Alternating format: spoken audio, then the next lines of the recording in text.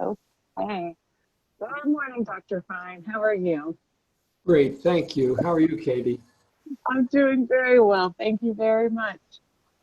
All right. So you are back joining us again. We're very pleased to have you back again. So today we're going to be talking about cancer research, cancer treatment. So could you go ahead and get us started with sharing some of your background? Katie, your voice is breaking up. I don't know whether it's an audio problem or not, but I did Okay. not hear your first question. Okay. How about that? I feel like that. That is much better. Okay. So my question is, could you please share with us your background in working with cancer research? Sure, certainly. I would be most happy to do that. I began my work in the field of cancer in 1971.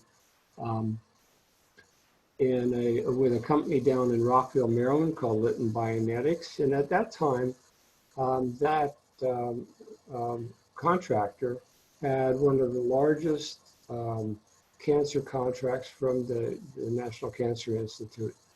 And so I was fortunate to get a job there.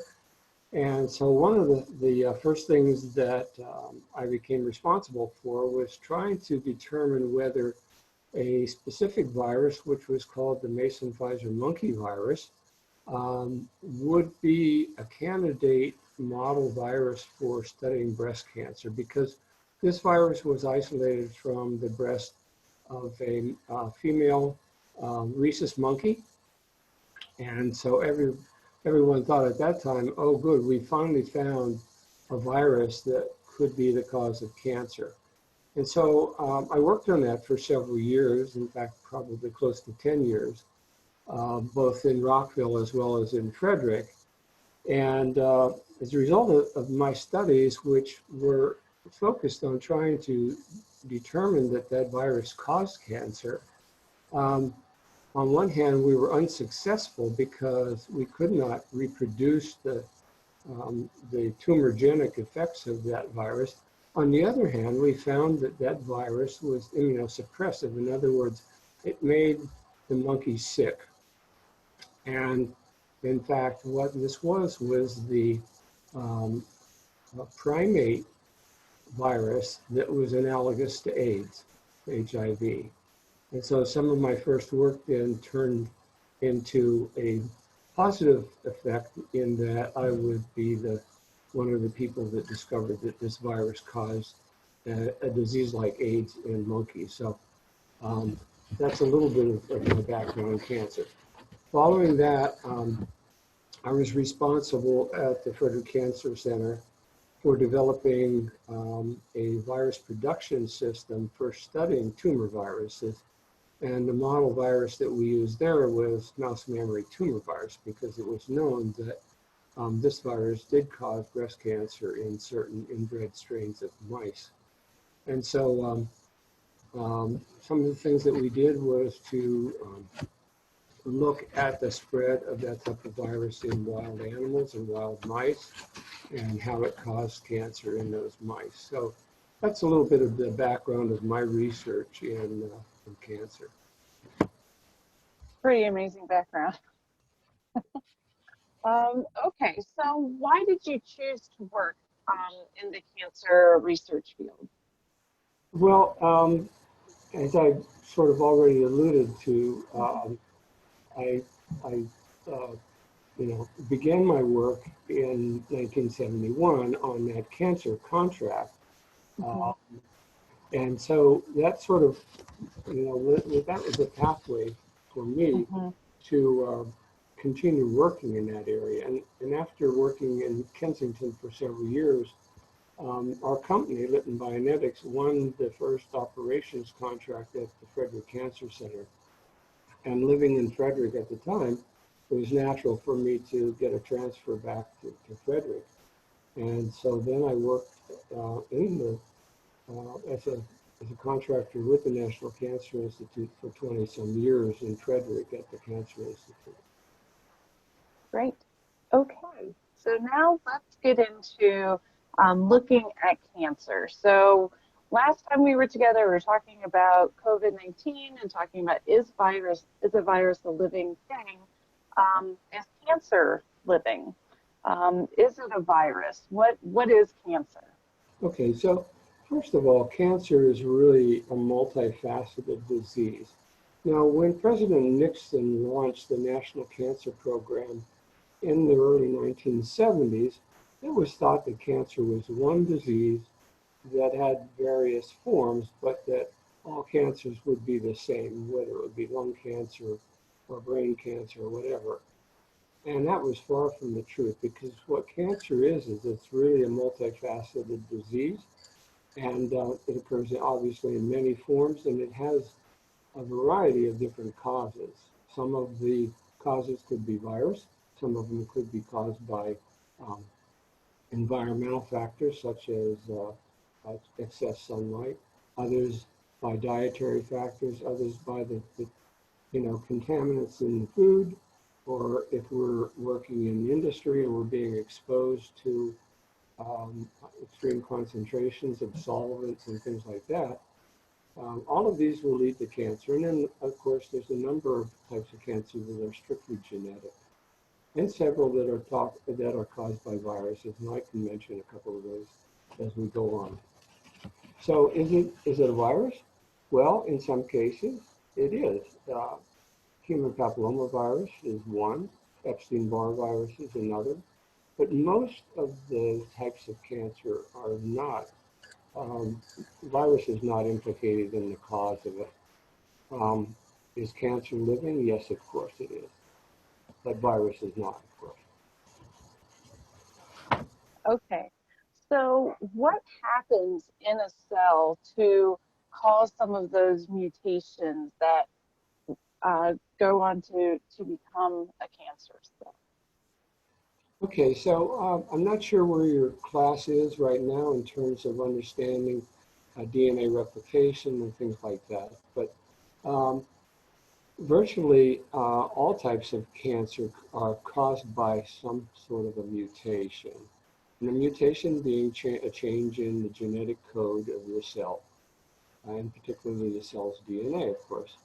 Now, mutations by definition can be very simple, and some of those are deletions where one base is removed, or an insertion where a new base is inserted, or a change in the sequence of those uh, um, nucleotides in the DNA. And then the more complex mutations occur when there's an inversion, which is a large piece of DNA changes its location on a chromosome, or whether there's a large deletion where a major part of the chromosome is missing. And so Down syndrome, for example, is an example of where there is one of these large complex mutations. And so in the case of cancer, basically we have an alteration in the DNA on either specific genes or non-specific genes somewhere that causes the cell, rather than stopping its normal replication, it continues to replicate and then grows profusely. Okay. Well, so with that growth, we're talking about metabolizing energy, which we've started talking about when we are talking about our cell organelles and how our cells are functioning. So how does a cancer cell metabolize energy differently than a normal cell, and why is that significant? Okay, thank you for that question. So fundamentally, every cell needs energy to divide. I mean, that's why we eat food. And I'm not sure, again, whether your class has had any um, of the lectures in terms of metabolism, but simplistically, we eat each day to provide energy in the form of ATP to help us function, to metabolize, and for our cells to divide. So, as an organism, and let's just call it, simply when an organism begins to grow from a single cell into multiple cells and then into a complete animal, that requires energy. And so if a cell continues to divide, as in the case of cancer, rather than stopping division, it requires energy. And so as a tumor grows, it requires more and more energy. And in some cases, it requires more and more blood flow to provide that energy to the cell, to the tumor cell. And so in an organism where the cancer is growing, it's growing without restraint, and it's draining the body of the energy that normally is needed. And so a person with cancer is going to probably feel weak and tired, etc., because his or her food is going into the growth of the tumor rather than into their normal metabolism.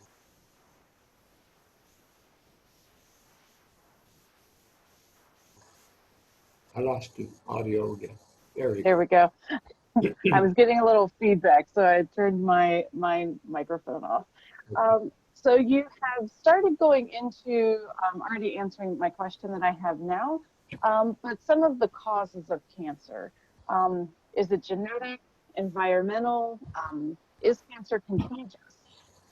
And I know that you started talking about some of them as far as, viruses that cause cancer, but some of those causes. Well, okay, I already did allude to that. That's true. That there are multiple causes of cancer. In some cases, it is an inherited trait. For example, in some families, women have inherited from their mother an excessive number of genes that are responsible for breast cancer. And so I would sometimes, when I was teaching the class, I would refer to Angelina Jolie, the movie actress, who is one of these people who their family and her siblings that have had cancer, and she, of course, went through a breast removal in order to preclude getting cancer herself. So there's an example of an inherited type of cancer. Other types of cancer occur as a result of a tumor transforming virus. I already mentioned at least one of those, HPV, and then Epstein-Barr virus.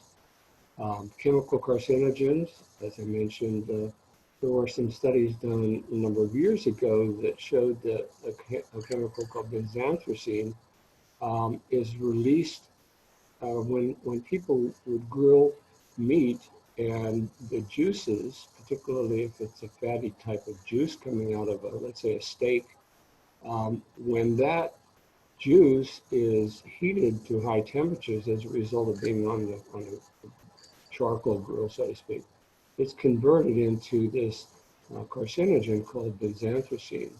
And so people that were consuming a lot of grilled food, etc., were at a higher risk of getting the type of cancer from that. Excess ultraviolet light for people who love the sun but don't put on skin protection can lead to melanoma. So there's 4 different examples of how cancer can arise. And I think that part of your question also was whether cancer is contagious. And essentially, it's not, except that the one that I can think of that there's a lot of interest in these days is HPV, which can be transmitted, particularly in young folks who begin to get sexually active. And so that's why there is sort of a promotion of the fact that even a youngster at the age of 12 years old, male or female, should get the vaccine, because the vaccine is known to be able to prevent that cancer. Okay. So are there populations of people that are at greater risk for getting cancer? Yes, certain, as I mentioned before, certain women of a certain genotype might be more prone to get breast cancer. I would mention also, on a personal note, that my mother and her brother both died of colon cancer. So colon cancer runs in our family, and so I was tested. I went to have a colonoscopy at a relatively young age, and the doctor did find one or two precancerous. I did not have cancer, but precancerous lesions. So um, I I get tested every 5 years, and so far I've been tumor-free. But my mother died at a relatively young age. On the other hand, my father had prostate cancer, and most likely I inherited that trait from my father, and I had an early form of prostate cancer 6 years ago and was treated with radiation, and so now I'm cancer-free. So um, that there's some examples of some people that are at greater risk. And in another case, and I learned about this study some years ago, um, in, in some respects, the type of diet that people eat. And the great example was in Japanese populations, particularly for example, there is a really low incidence of stomach cancer in the Japanese population that are living in Japan. And they found that those who immigrated to Hawaii, there was a slightly higher risk of stomach cancer. And those Japanese who immigrated to the United States had a much higher incidence of stomach cancer. So in this case, it wasn't genetics, it wasn't virus, it was the diet that they were eating. And I have a student who has a question. He asked, does processed food have a higher, folks who eat processed food have a higher rate of getting cancer? Yeah, most certainly. I think that one of the reasons why there's more cancer now I won't say in the world, but in many parts of the world is because we're eating processed food, not eating homegrown food where there's no fertilizer involved and there's no genetic recombination to produce food that grows faster, etc. Mm-hmm. Okay. So, can only humans get cancer? No, not in the least bit. Practically every mammalian species, um, as well as avian species. So I'm going to just list a few, and your students can read it. Chickens and other domestic fowl, and frogs and horses and cows and dogs and cats and primates. Both old and new world primates, particularly baboons, can develop cancer. In fact, the isolation of a virus that causes cancer in baboons um, was, led to some of the understanding of what causes AIDS. It was HIV. So, how does the cancer, the tumor spread in an organ? And what does it mean when we hear stage 1, 2, 3, 4? How do we, what do we know about that? Okay, so first of all, I'll answer your first question in terms of how does cancer spread. It spreads by a process called metastasis. And some cancers metastasize by secreting a growth factor which stimulates the cells to divide and to easily spread. And there's some other factors. And one of them is called angiogenesis factor. And that angiogenesis factor was discovered by a doctor scientist named Judah Folkman.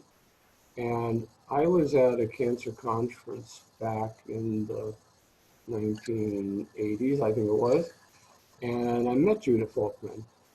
And what Judah Folkman found was that the particular cancer that he was studying was elaborating this factor. And what the factor was doing was it was stimulating the growth of blood vessels surrounding the tumor, which then facilitated the tumor to be able to spread through the bloodstream. So The tumor was basically sending out this, what we would refer to as a chemotactic. In other words, a way of secreting a chemical which induced the growth of blood cells, and then the tumor had the channels by which it could spread throughout the body. And so he did not receive a Nobel Prize, but he was highly awarded for that discovery. So, so much of the understanding of metastasis was based on that kind of work. You also asked about the staging of a tumor. So having your questions in advance gave me a chance to sort of brush up on the staging. I want to note in doing so, and part of the reason why you chose this model was that my son-in-law, who was only 47 at the time, died of pancreatic cancer several years ago. And so the diagnosis of his cancer did not occur until he was almost stage 4. So I'll briefly go through the staging for pancreatic cancer. And you have the same kind of staging for other tumors, but they're not necessarily the same description of how the staging goes. Stage 0 is called in situ, which means it's in one site. And it's confined in the pancreas just to the outer layer of the pancreas itself. And then after that tumor has progressed further, it goes into what's called stage 1, in which its tumor is spread within the pancreas, but it's not outside the pancreas. In stage 2, it's still confined to the pancreas, but it's now beginning to spread to the adjacent lymph nodes.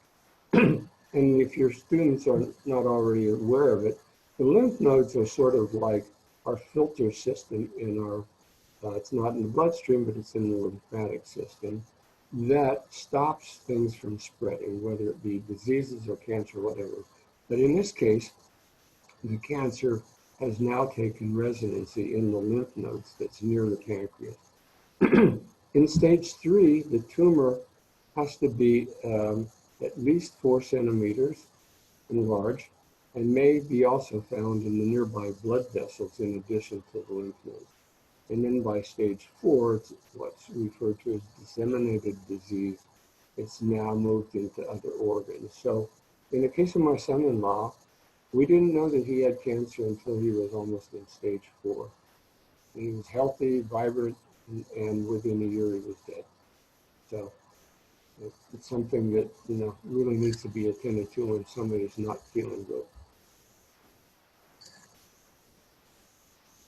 I'm very sorry to hear about your son-in-law, pancreatic cancer. That's a hard one to detect. Is that my understanding? Yes. Yeah. And for my students, a lot of what Dr. Fine just spoke about, you'll find in your PowerPoints as you go through looking at the lymphatic system and metastasizing. So there are resources for you to see more about that in our PowerPoint. Okay, but I want to keep moving forward. And we were talking about already how the cancer spreads through the body. So what kinds of symptoms would someone recognize if they have cancer? Well, it really depends upon what type of cancer we're talking about. So I'll give you a couple of examples. If a woman feels a lump in her breast, she needs to be examined for early breast cancer. So that would be one of the first signs. If a man experiences some discomfort and goes to urologist might conduct a blood test to see whether the man is secreting one of the hormones that is involved in the development of prostate cancer. And there are now established tests. One of them is called the Gleason test. When my prostate cancer was identified, and that was actually identified by the doctor that was, doing a colonoscopy for me, that after that colonoscopy exam, he said to my wife, perhaps, your husband should go get checked because there's something that's not right about his prostate. So sure enough, when I went to the urologist and they did a biopsy, they found the tumor. And of course, I then went and had treatment right away. So other types of cancers are very evident. For example, any skin cancer, it could be a melanoma or it could be one of the other two types of skin cancer. But melanoma, of course, is the one that's most life-threatening because it metastasizes very readily. And as we already talked about, pancreatic cancer can go undiagnosed. So you can have all extremes. Okay. So we've also talked a little bit about all of these different types of cancer. What is the most common type of cancer? And within, how can we reduce these different types of cancers with common traits? Okay. Well, let me answer that first question.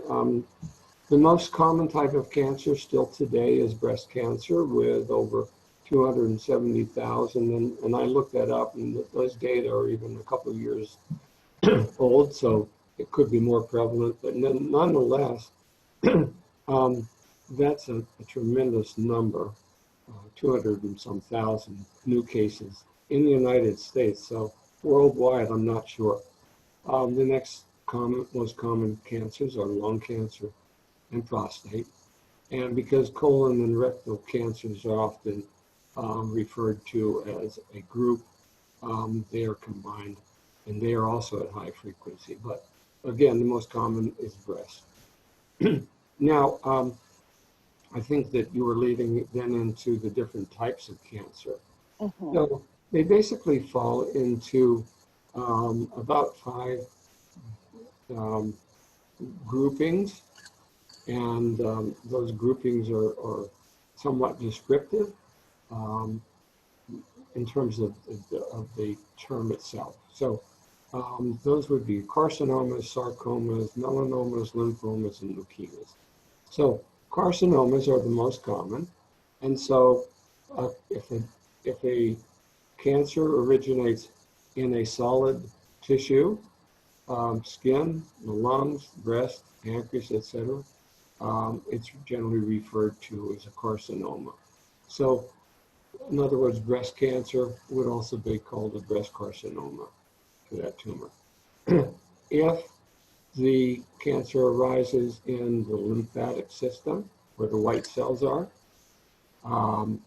they would be either termed a lymphoma or leukemia, depending upon what part of the lymphocyte or white blood cell chain are involved. So I have a brother-in-law right now that's been treated for several years for a type of leukemia that he has. And just to add a little note to this, he once worked in an aluminum manufacturing plant. And there's a high incidence of that type of cancer in people who have worked in that type of industry because they are being exposed to high concentrations of aluminum oxides and things like that. So there's an industrial chemical that is a cause for that type of cancer. And so each type of cancer has its own specific traits, and those traits are what the pathologist looks at under a microscope. So when a biopsy is taken of a particular tumor, the pathologist can look at it and say, okay, this is a renal, meaning a kidney cancer. They can say, oh, this is a lung cancer, this is a prostate cancer, because each one of them has their own hallmarks or their own particular characteristics that pathologists can see. Mm-hmm. So, why is cancer so prevalent now? I mean, you've listed so many family members who have been affected by cancer, and I think everybody can say that they know somebody who's been affected by cancer. So, has cancer been a disease throughout history, or is it just, or is this a new disease? Um, yeah, I'll answer that second part of your question first. That cancer has been around a long time, so to speak. Um, One of my grandmothers died of cancer, and they really didn't know much about cancer back in the 1940s, et cetera, and even before that, of course.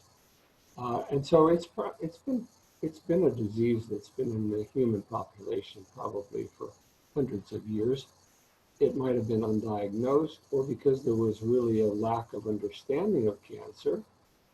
Um, as we've already talked, we didn't know whether it was caused by a virus or what. But so it was just dispelled that, oh, this person died of a tumor, and that was it.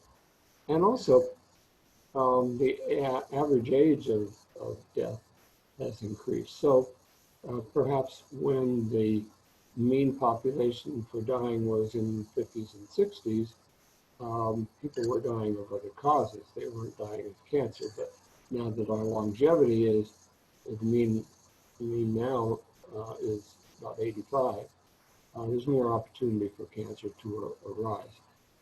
On the other hand, human behavior has changed over the years.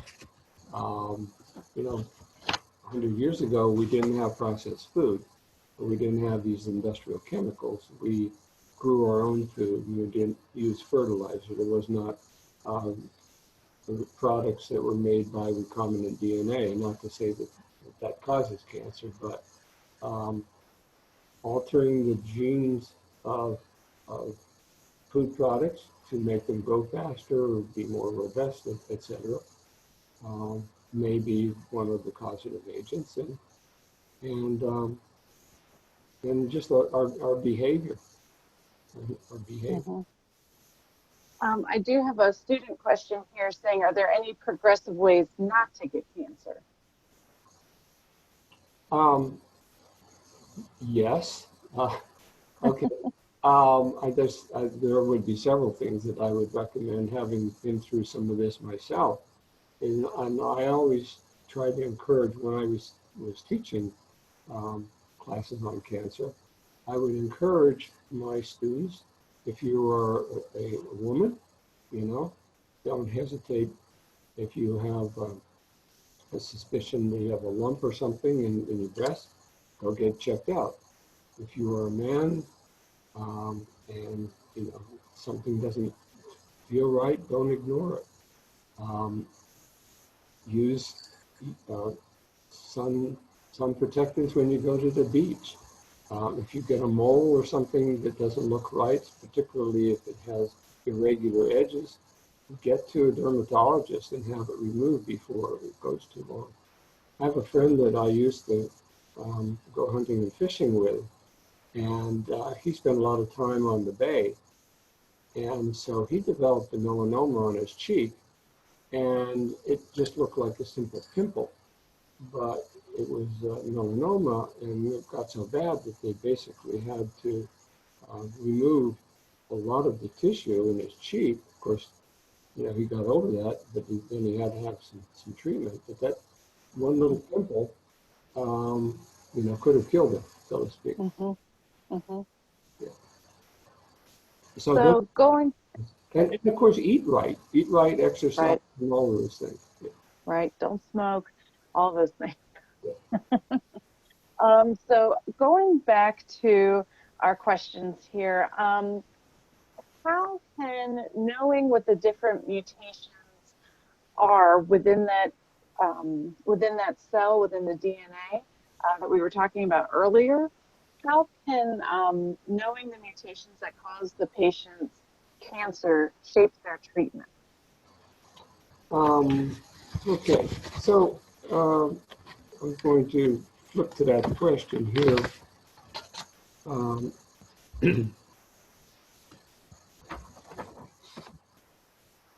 so are you referring to the fact that there are different treatments, or is it one of the other questions? So I'm looking at number 15. How can knowing the mutations that cause a patient's cancer shape their treatment? Okay, all right. Thank you for getting me Yeah. back to where I should be. So, in any type of cancer, the cancer starts off by perhaps a simple mutation, and then there can be more than one mutation. And so, at whatever stage that cancer may be when it's first detected, is going to play a major role in how that treatment is going to be done. So, in the case of um, breast cancer, all right, if it's a gene that, if the woman tests and she is what we call ER positive, that meaning estrogen positive, progesterone positive, etc., um, that will determine what is going to be the most successful approach using chemotherapy.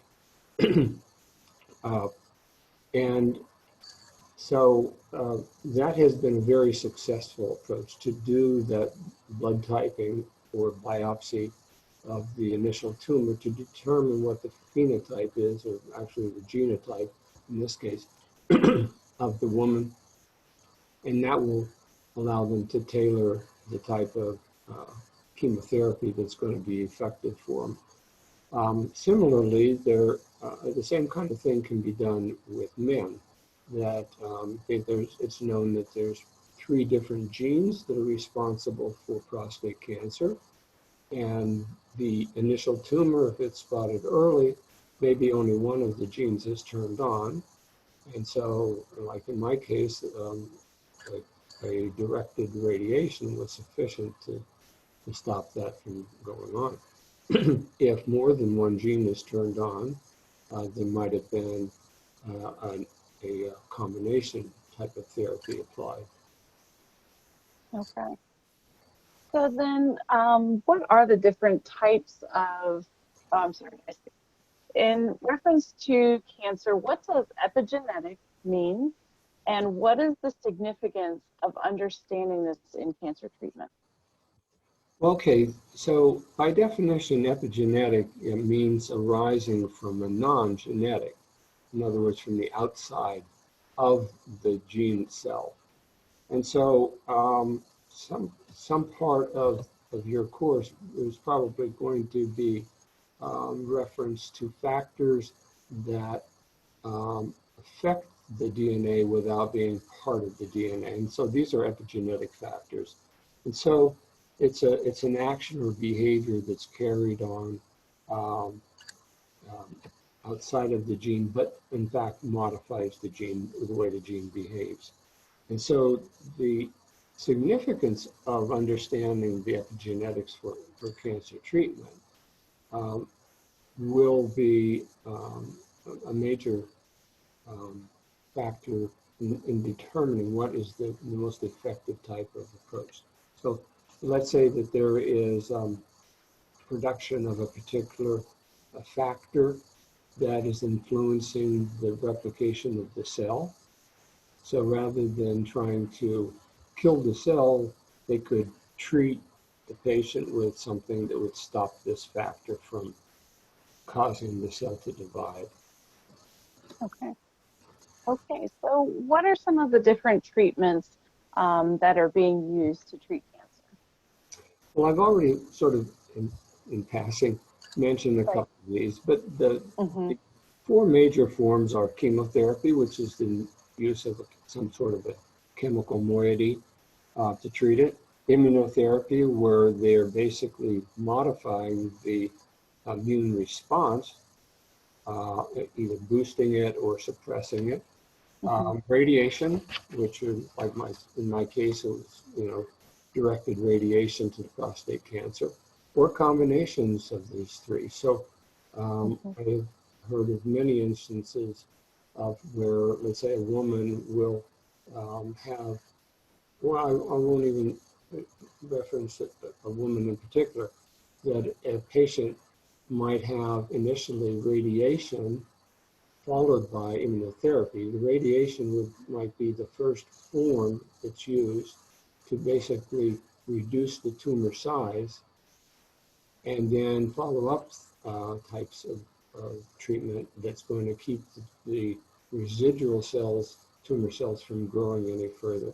There's a man in our church right now who has a tumor on his kidney, and so he's getting this combination type of therapy. Mm-hmm. So these are effective treatments, but why do they make the patients so sick? Well, if you think about it, and I'll sort of go back in a little bit of history in answering that question, but the goal of any of these therapies, of course, is to destroy the cancer cells, because the cancer will continue to grow if you don't do something about that. And none of them are specific enough that it will kill only the cancer cells and no other cells.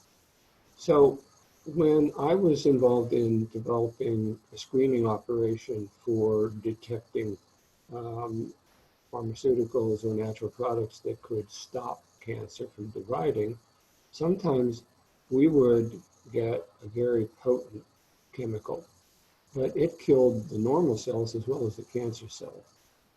And so if you think about, many chemotherapies are in fact poisons. And so it's a limited amount of poison. And so one of the acronyms we used to use is that the best chemotherapeutic agent is going to be a poison, but unfortunately it's going to kill the host as well as the tumor.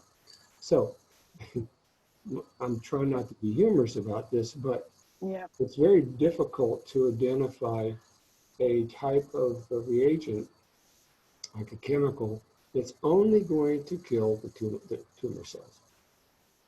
Now, the most effective type of chemotherapy or immunotherapy will kill all of the tumor cells, but it will make the patient a little bit sick.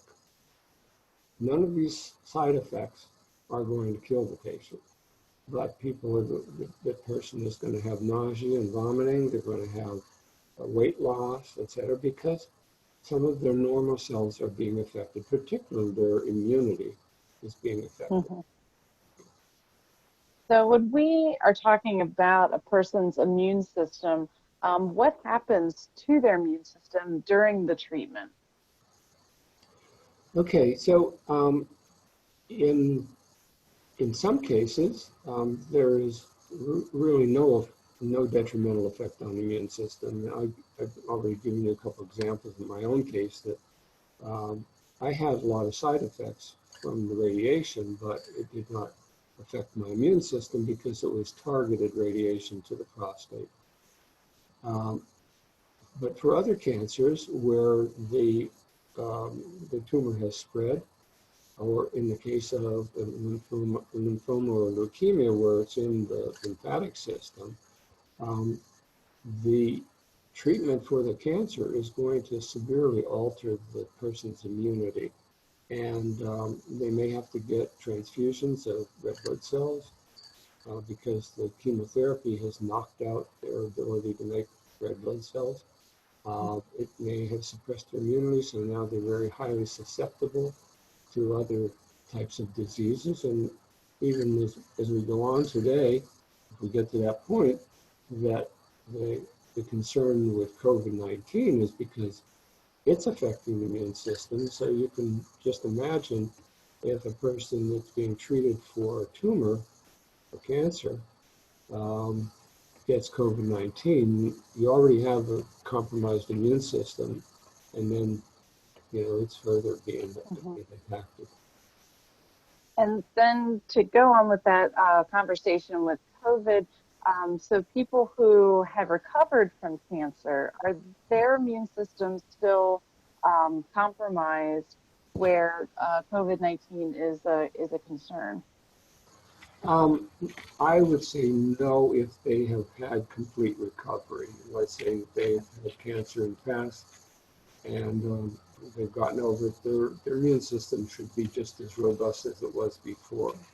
But most certainly if they are, and of course, some people might be genetically prone to get cancer, just because of their genetic makeup, and they probably would be at a higher risk to COVID-19. Okay. So is there a vaccine that can be taken to prevent cancer? Yes, in fact, I know of several. The one I mentioned a little bit earlier, the vaccine for human papillomavirus, or HPV. There's one for hepatitis B vaccine, which is caused by, which attacks the liver, of course, because hepatitis means cancer of the liver or an inflammation of the liver. And but both of these vaccines are directed against the virus because those are two forms of cancer that are caused by the virus. There's also another approach that's used, in a vaccine type of approach that's used in treating cancer. And it's the development of a tumor-specific vaccine. Now, tumor-specific in general means a vaccine that's directed against a particular type of tumor, but there's one form of that is the patient-specific. So at one point at Frederick Cancer Research Center and at Frederick Memorial Hospital, we were doing that type of vaccine development and testing in patients, where the primary tumor is removed from the patient, it's sent to the laboratory and it's sort of histotyped, and then they take the cells from that patient's tumor and they treat it in such a way that it's no longer able to divide, but then they re-administer those non-dividing tumor cells back to the person that came from. Now the person develops an immunity to his or her own tumor cells, which then can result in being able to fight the further development of the tumor in that person. So that is a patient-specific vaccine. Mm-hmm. Okay, well, that kind of concludes my questions. And I know, students, that I have been talking longer than I said I would. So I want to open up the floor to you all to see, what questions do you have for Dr. Fine?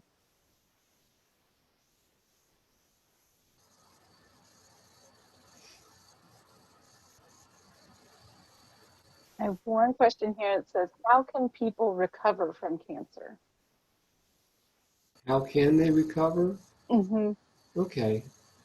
Well, most likely people will recover differently depending upon their health status and perhaps their genetics before they got cancer, before they came down with Mm-hmm. cancer. So let's say that a person who's very active, very healthy, eats right, exercises, etc., their immune system and their metabolic system is much better off than somebody that's, let's say, has diabetes or has been a smoker or something like that. So in the recovery, it's going to be the healthy person, the relatively healthy Mm-hmm. person, that's going to come back the quickest. Mm-hmm. Whereas the Mm-hmm. person that has secondary factors that affect their immunity, that affect their metabolism, that's not compromising in some other way, going to have a much difficult time recovering. I have a friend who recently was re-diagnosed with lung cancer, and so he's had treatment again. But he was a smoker in his early days, and he had a heck of a time getting over the first bout of lung cancer. And now, he's that much older, and he's got, so his chances of surviving is not as high as they would have been 10 years ago. Right, right. So another question that we have is, will there be a cure for cancer anytime soon? Yes and no. Okay. For certain types of cancer, there's been really significant progress. A woman's chance of dying from breast cancer 20 years ago was much higher than it is today. Early detection now almost can assure a woman that she is not going to die of breast cancer. And it's because of early diagnosis, it's because of new treatments, and it's because of just that awareness and the focus on it. But because there's so many different forms of cancer, I think it's going to take decades for there to be a Mhm. cure for all of them. Mhm. That makes sense. Anybody else have questions?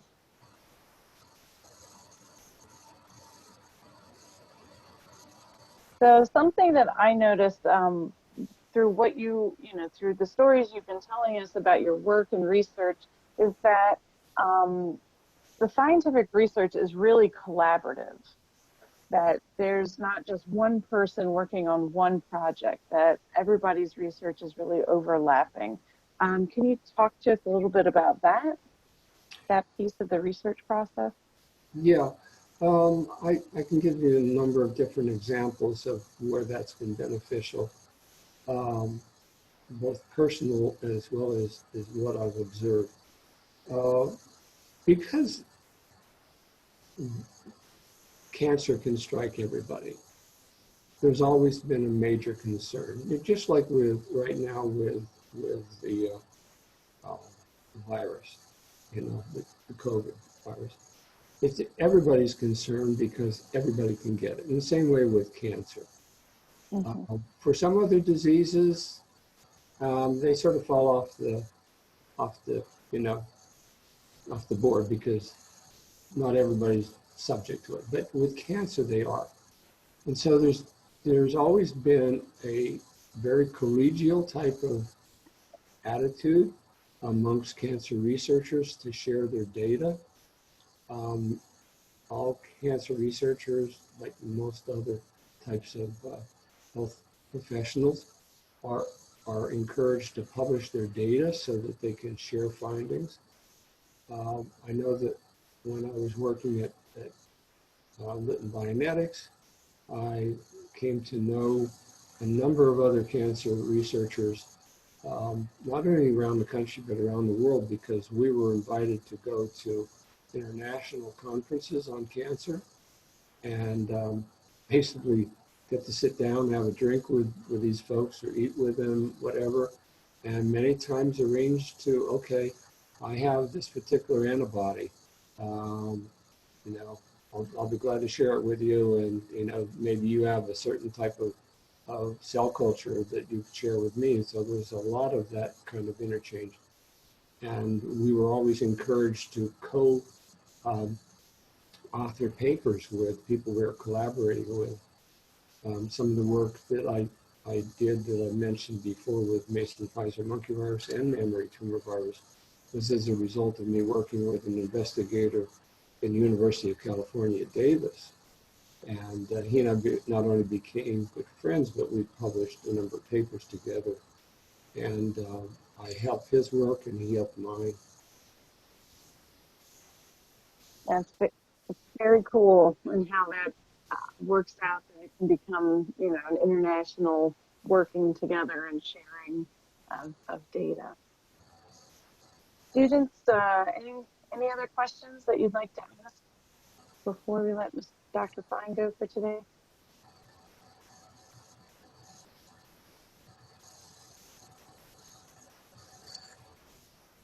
Okay, I think it's just you and me, Dr. Fine.